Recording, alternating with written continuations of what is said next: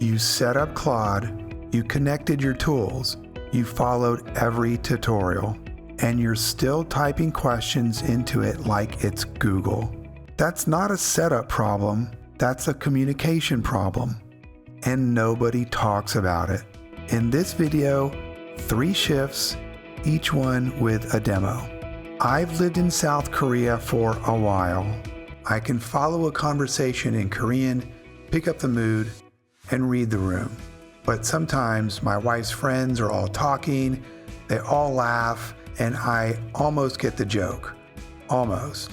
I know what it feels like to be smart enough to follow, but still miss the one thing that makes it click.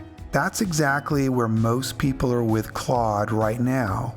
And here's the thing I've noticed after watching a lot of people use these tools. The ones getting real results are not necessarily smarter or more technical. They just approach it differently. Most people open Claude and start with the tool. What can it do?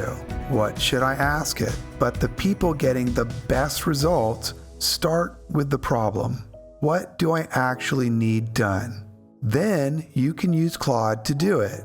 That one shift changes everything about how you communicate with it. And what's missing isn't a better prompt. It's those 3 things I mentioned earlier: context, outcome, and role. After 20 years of teaching complex ideas, I've learned that confusion almost always comes from the same place. People come looking for an answer rather than looking to understand. And I see the same pattern in how most people talk to Claude. They ask it questions when what it actually needs is a proper handoff. Let me show you where I learned this, but it wasn't with Claude. I teach a university writing course. To prevent AI cheating, students handwrite major assignments, but I built an AI system to grade the handwriting. The irony was not lost on me. I hit several walls building that system. It was a real struggle to get it right because I was correcting the AI more than it was helping me. But things changed when I stopped asking questions and started briefing it.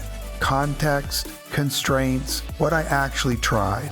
Real students were being run through the system, and I'd promised results soon. Fortunately, it ran at 85 to 90% accuracy on the first run. And that experience taught me 3 shifts I want to share with you now. Each one changes what Claude does with your request. And together, they change how the whole process feels. When you open a new Claude session and type a request straight away, Claude is guessing. It's like calling a taxi and just saying, drive. Actually, it's working partially blind.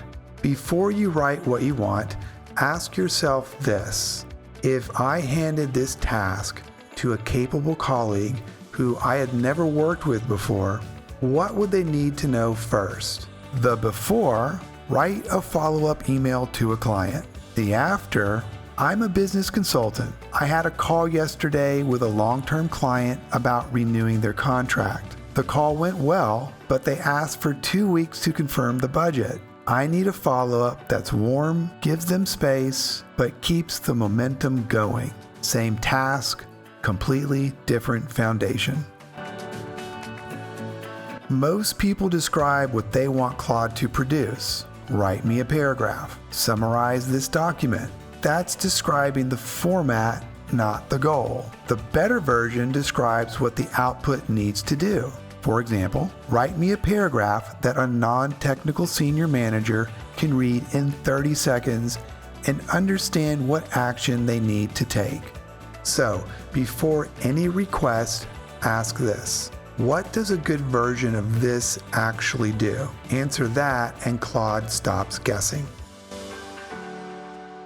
If you ask Claude to look at this draft, then it reads it as a general reader.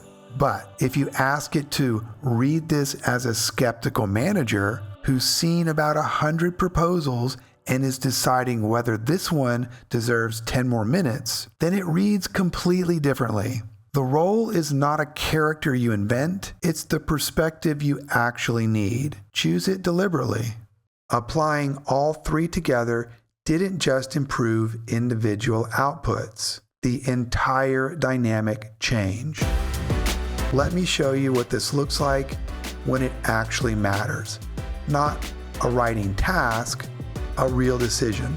Imagine you're a senior manager. You have two final candidates for a project lead position. One has more experience, but came across as guarded in the interview. The other has less experience, but impressed you. You need to make a recommendation to leadership by Friday, and you can't shake that feeling you're missing something. Here's what most people type into Claude Cowork. I have two candidates for a project lead position, and I need to make a decision by Friday. One has more experience, but I'm not sure about the culture fit. The other is less experienced, but really impressed me in the interview. What should I consider? And Claude gives you a reasonable answer. It talks about culture fit, interview performance, the role requirements. It's not wrong, but it's generic. Now, watch what happens when I add a little context. I'm a senior manager at a mid-sized marketing agency. I'm hiring a project lead who will manage a team of 5 and report directly to me. We're in a growth phase and the team is under pressure. I have two final candidates. John has 8 years of experience managing large accounts, but came across as guarded in the interview and asked very few questions. Marcus has 4 years of experience, but was engaged, asked sharp questions about the team dynamic, and has managed smaller projects successfully. I need to make a decision by Friday. The output is immediately more specific. Claude understands the pressure the team is under. It takes the culture fit concerns seriously. It starts giving you things to actually do before Friday. Better, but we're not done. Now we add the outcome. Same context, but now Claude knows you have to walk into a room and defend this recommendation to leadership if challenged. Now Claude tells you exactly what argument to make for each candidate. It anticipates the pushback you'll get from leadership, tells you what information you still need before Friday and how to get it fast. Then we add the role. Same prompt as earlier, but we start with this.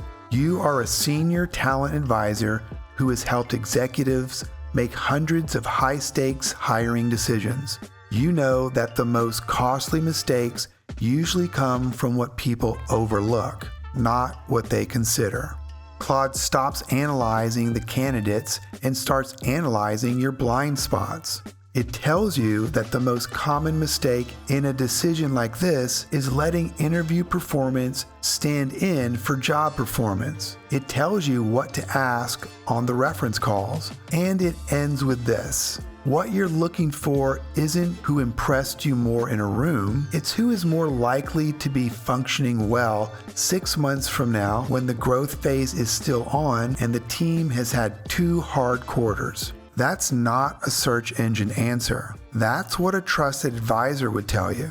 Now, before I show you how to put all 3 together in a single move you can use today, if you found this video useful so far, please give it a like or leave a comment.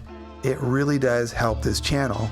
Also, if you would like to see more content just like this, click subscribe. Here's the template. You are a specific perspective. I need this to what it needs to do.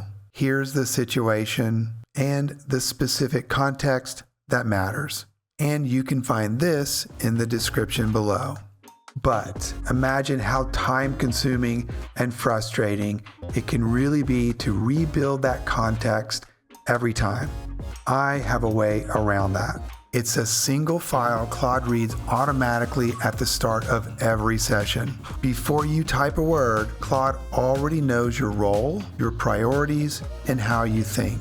You don't explain yourself, you just start. If you want to get your own, I created a kit that walks you through the whole thing. Link is in the description. But most people still don't know what Claude Cowork can actually take off their plate. And if you're not sure where to start, there's one move that changes everything. Click this video here to see how.